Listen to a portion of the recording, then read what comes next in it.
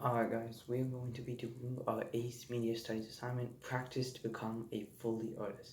So today we're going to be doing two different sounds, one of them being heavy footsteps, the other one being rain.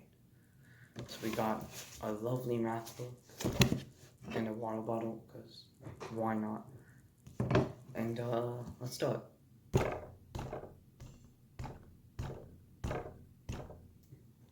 Alright, time for the rain.